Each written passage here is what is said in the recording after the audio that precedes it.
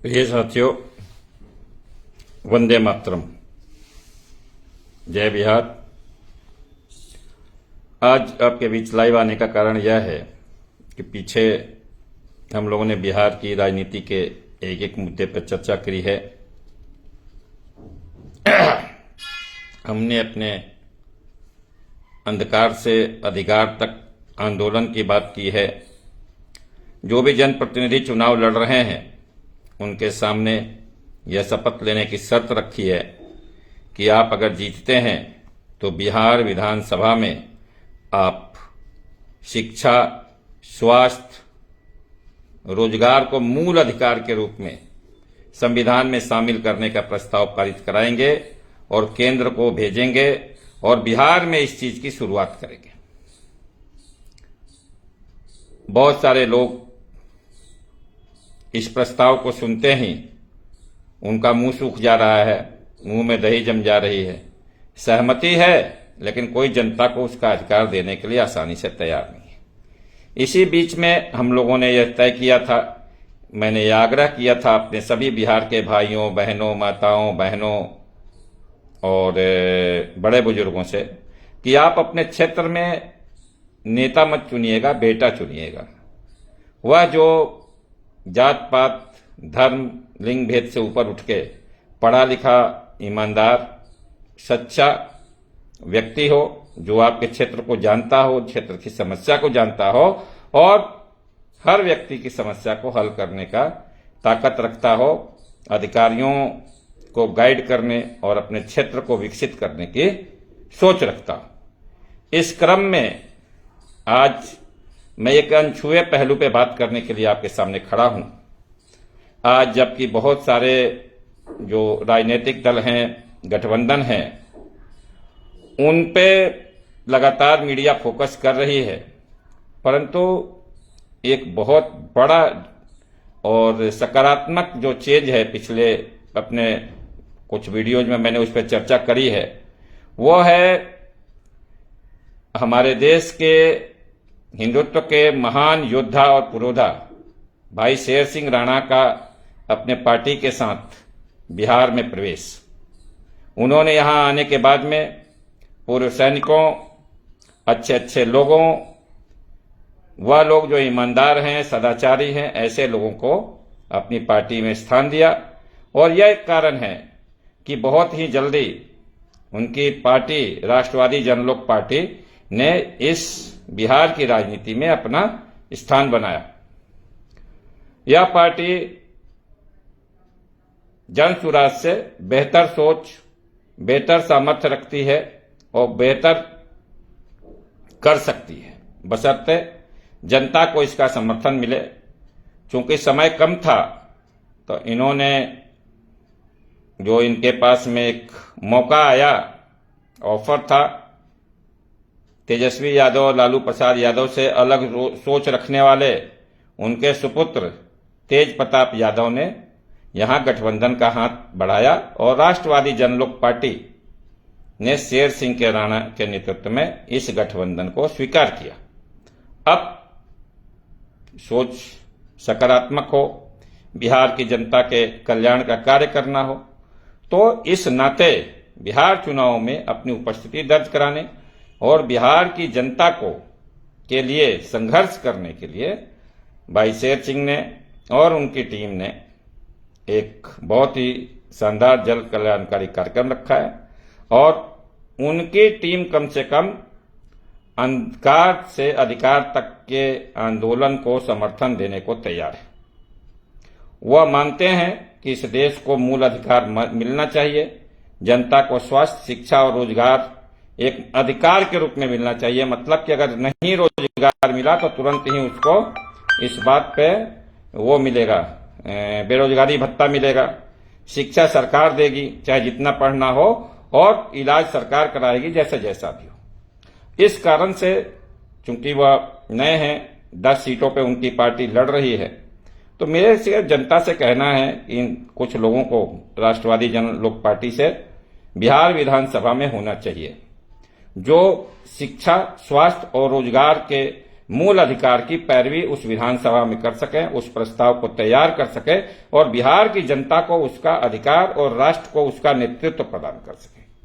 इसके लिए मैं आप लोगों से हाथ जोड़ के निवेदन करूंगा कि ये जो 10 सीटें हैं जिन पे राज्यपाल लड़ रही है, उन 10 सीटों पे आप राष्ट्रवादियों का साथ दें।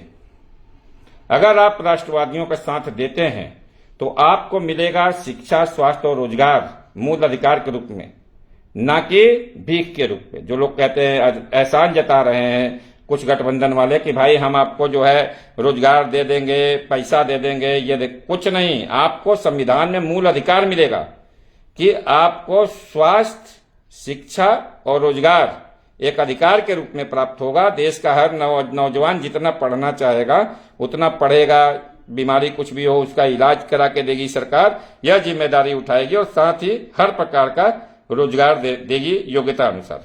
अब आप यह सोच लीजिए कि कितनी ईमानदार प्रैक्टिस है ये। और इसलिए मेरा बिहार की जो प्रबुद्ध जनता है, जो हमारे युवा साथी हैं, उनसे बस यही निवेदन है कि राष्ट्रवादी जन लोक पार्टी के उम्मीदवार जहां खड़े हैं, अगर आप उनका समर्थन करते हैं तो यह समझ लीजिए कि आपने बिहार विधानसभा में अपना सच्चा वक्ता, अपने लिए सही बोलने वाले, आपके अधिकारियों के लड़ने वाले सच्चे योद्धा चुन लिए। और अगर आप सच्चे योद्धा चुन लेते हैं तो आप जानते हैं युद्ध रणनीति से और योद्धाओं की वीरता, कार्यकुशलता और बहादुरी से जीता जाता है। राष्ट्रवादी जन लोक पार्टी के योद्धा जो आपके अधिकारों की लड़ाई लड़ने के लिए तैयार हैं, भले ही वो संख्या में 10 हैं और जीत करके भले ही 5 जाएं, लेकिन जब वह उतरेंगे मैदान में तो मेरा यह वादा है कि वह आपके अधिकारों की लड़ाई को वो अंजाम तक पहुंचाएंगे कि यह बिहार अपने ही लोगों को नहीं बल्कि बाहरी लोगों को भी रोजगार देने लगेगा। देश को मूल अधिकार दिलाने के लिए जो हम लड़ाई लड़ रहे हैं, अंधकार से अधिकार तक की लड़ाई, ये लड़ाई लड़ने के लिए ये व्यक्ति सीधे तैयार हो गए। इसका अर्थ है कि ये जनता के प्रति ईमानदार हैं। इसका अर्थ है कि यह बिहारियों को का नेतृत्व करने के लिए तैयार हैं और वो बिहार को एक सच्ची और नई दिशा देंगे। ये हमारा दुर्भाग्य है कि जो हमारे लिए काम करना चाहता है, जो हमारे लिए लड़ना चाहता है, हम उसके साथ खड़ा होना सीख नहीं पा रहे हैं। हम ईमानदार, शिक्षित और योग्य लोगों को चुनने की जगह जात पात और पार्टी के सिंबल को देखने लगते हैं। ये हार रहा है, वह जीत रहा है, यह सब करके और जो है अंत में जो है अपने वोट को किसी गलत दिशा में देते हैं और अंत में 5 साल उस व्यक्ति को कोसते हैं, सरकारों को कोसते हैं। इसलिए मेरा एक बार बिहार की समग्र जनता से समग्र निवेदन है, अगर आपके क्षेत्र से कोई राष्ट्रवादी लड़ रहा है तो उसको जिताइए। और फिर मेरा यह आपसे वचन है, शक्ति पुत्र डॉक्टर अनिल कुमार सिंह, अनल यानी स्वामी जगदीश्वरानंद नाथ सनातन धर्म पीठ के पीठाधीश्वर का आपको वचन है कि हम आपको दिलाएंगे 3 मूल अधिकार, शिक्षा, स्वास्थ्य और रोजगार का, वह भी भारत के संविधान में बिना किसी जात भेद के, किसी धर्म भेद के, किसी लिंग भेद के, कोई भेद नहीं। सब हमारे भाई हैं, सब समान हैं, सबको मिलेगा। कोई भी व्यक्ति न पीड़ित रहेगा, न शोषित रहेगा, न दलित रहेगा। सबके घर में सुख, समृद्धि और वैभव छाएगा।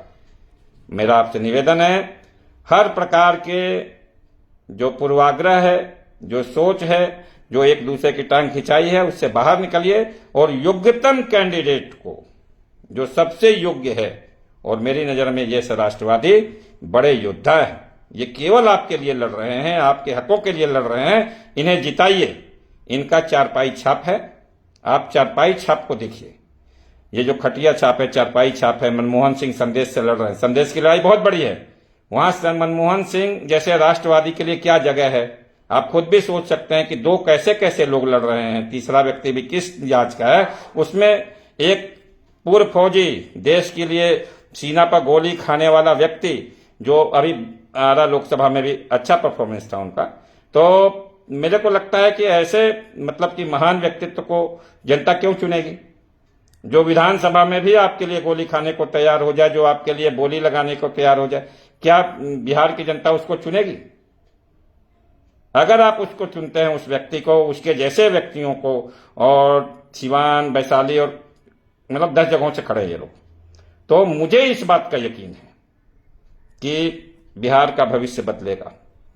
मैं आपके पास में चुनाव खत्म होने के बाद आपके घर आऊंगा।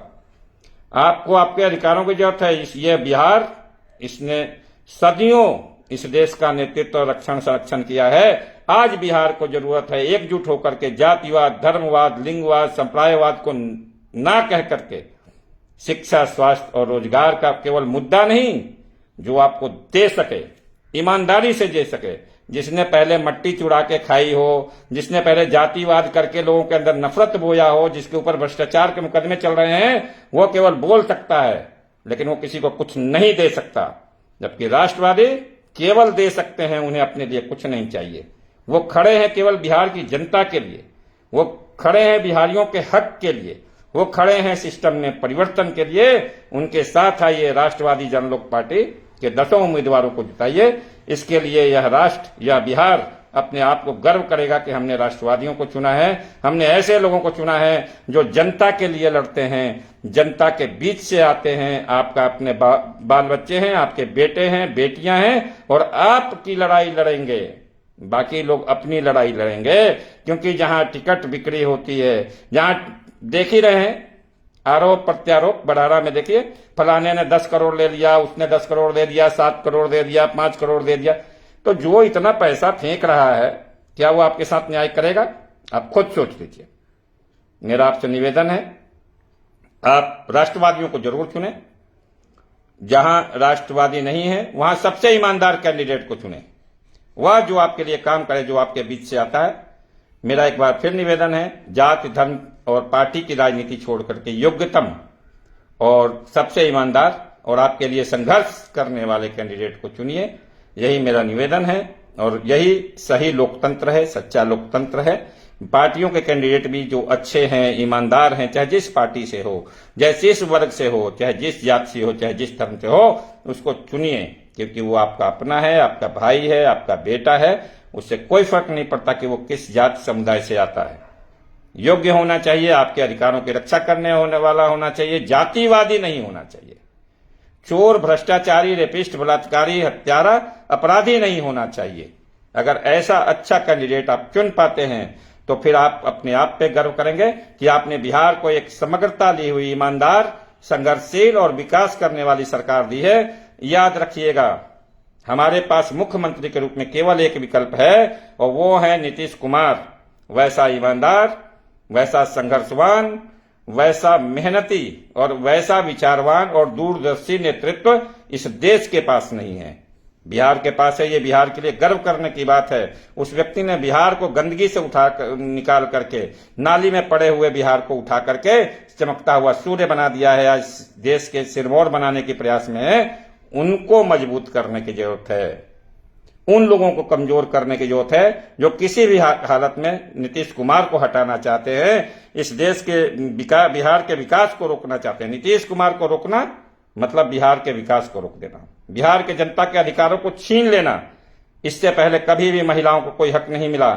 आज उन्होंने महिलाओं को बिहार की बागडोर थमा दी है, एक तरीके से परिवार की बागडोर थमा दी है। मैं महिला वर्ग से कहूंगा, भूलना मत कि नीतीश कुमार ने आपको पढ़ाया है, लिखाया है, नौकरियां दी हैं, अथाह नौकरियां दी हैं इस बिहार को। जहां लोग कहते थे नौकरी कहां है, वहां नौकरियों का ढेर लगा दिया है। कम पैसा है, ज्यादा पैसा है, इसकी लड़ाई तो भीतरी लड़ाई है, लेकिन सबको कुर्सी दी, सबको मौका दिया, एक एक वर्ग को मौका दिया। यह वर्ग भूल जाएगा तो फिर यह एहसान फरामोशी होगी।